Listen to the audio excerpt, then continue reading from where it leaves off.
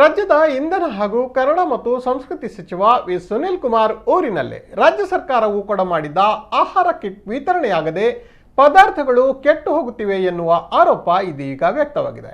Covid ಸಂಕಷ್ಟದ ಸಂದರ್ಭದಲ್ಲಿ ಕಟ್ಟಡ ಕಾರ್ಮಿಕರಿಗೆ ನೆರವಾಗಲು ಕಾರ್ಮಿಕ ಇಲಾಖೆಯಿಂದ ಆಹಾರ ಕಿಟ್ಗಳನ್ನು ಬಿಡುಗಡೆ ಮಾಡಲಾಗಿದೆ. ಆದರೆ ಕಿಟ್ ಸಮರ್ಪಕವಾಗಿ ವಿತರಣೆಯಾಗದೆ ಸಾವಿರಾರು ಕಿಟ್ಗಳು ಗೋಡೌನ್ನಲ್ಲೇ ರಾಶಿ ಬಿದ್ದು ಆಹಾರ ಪದಾರ್ಥಗಳು ಕೊಳೆತು ಹೋಗುತ್ತಿವೆ.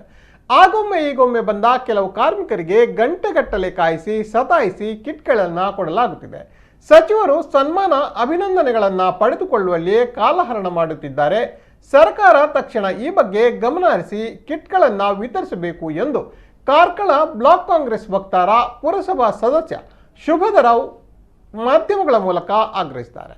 ಕಳೆದ ಬಾರಿ ಬಿಡುಗಡೆಯಾಗಿದ್ದ 5,000 ಆಹಾರ ಕಿಟ್ಗಳಲ್ಲಿ ಒಂದನ್ನು ವಿತರಿಸದೆ ಭ್ರಷ್ಟಾಚಾರ ನಡೆಸಲಾಗಿದೆ ಎಂದು ಈಗಾಗಲೇ ಲೋಕಾಯುಕ್ತದಲ್ಲಿ ದೂರು ದಾಖಲಾಗಿದ್ದು ತನಿಖೆ ನಡೆಯುತ್ತಿದೆ ಎಂದು ಅವರು ಹೇಳಿದ್ದಾರೆ.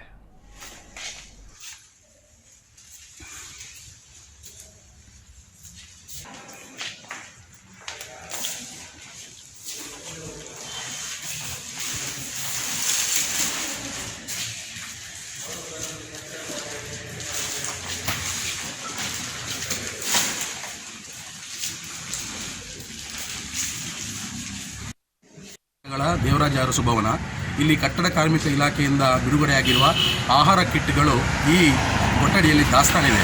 ಸುಮಾರು 2-3 ತಿಂಗಳಿಂದ ಆಹಾರ ಪೊಟ್ಟಣಗಳು ಈ ಕೊಠಡಿಯಲ್ಲಿ ದಾಸ್ತಾನಿದ್ದು ಆಹಾರ ಪದಾರ್ಥಗಳು ಕೆಟ್ಟು ಹೋಗುತ್ತಿವೆ. ಆದರೂ ಅದನ್ನು ಸರಿಯಾದ ರೀತಿಯಲ್ಲಿ ಕಾರ್ಮಿಕರಿಗೆ ವಿತರಿಸುವ ಕೆಲಸ ಇಲಾಖೆಯಿಂದ ಆಗಲಿ ಸರ್ಕಾರದ ವತಿಯಿಂದ ಮಾಡ್ತಾ ಇಲ್ಲ. ನಮ್ಮ ಶಾಸಕರು ಇವತ್ತು ಸಚಿವರಾಗಿದ್ದಾರೆ. ಅವರು ಅಭಿನಂದನೆಗಳನ್ನು ಸನ್ಮಾನಗಳನ್ನು ಸ್ವೀಕರಿಸುವುದರಲ್ಲಿ ಬ್ಯುಸಿಯಾಗಿದ್ದಾರೆ. ಇಲ್ಲಿ ಆಹಾರ ಪದಾರ್ಥಗಳು ಕುಳಿತಾ ಇದೆ. ಜನರು ಸರಿಯಾದ ರೀತಿಯಲ್ಲಿ ಹೊಟ್ಟೆಗೆ ಇಲ್ಲದೆ ಕಾರ್ಮಿಕರು ಇವತ್ತು ಮನೆಯಲ್ಲಿ ಉಪವಾಸ ಕೊಳ್ತಕ್ಕಂಥ ಈ ಸಂದರ್ಭದಲ್ಲಿ ಇಲ್ಲಿರುವ ಆಹಾರ ಕಿಟ್ಗಳನ್ನಾದರೂ ಅವರಿಗೆ ವಿತರಣೆ ಮಾಡಿ ಅವರ ಹೊಟ್ಟೆಯನ್ನು ತುಂಬಿಸುವಂಥ ಕೆಲಸವನ್ನು ಇವರು ಮಾಡ್ಬೋದಿತ್ತು.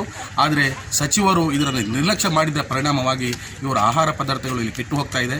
ಬೆಳಿಗ್ಗೆ 10 ಗಂಟೆಗೆ ಬಂದ ಇವರು ಕೆಲವು ಕಟ್ಟಡ ಕಾರ್ಮಿಕರು ನೋಡಿ 11 ಗಂಟೆ 12 ಗಂಟೆ ಆಗಿದೆ ಇಲ್ಲಿ ಬಂದು ಬರಬಾರದ ಸಂಕಟವನ್ನು ಪಡ್ತಾ ಇದ್ದಾರೆ. ಇನ್ನಾದರೂ ಸರ್ಕಾರ ಎಚ್ಚೆತ್ತು ಈ ಆಹಾರ ಕಿಟ್ಗಳನ್ನು ಅವರಿಗೆ ವಿತರಣೆ ಮಾಡುವಂಥ ಕೆಲಸವನ್ನು ಮಾಡಬೇಕನ್ನುವಂಥ ಮನವಿಯನ್ನು ಮಾಡ್ತಾರೆ.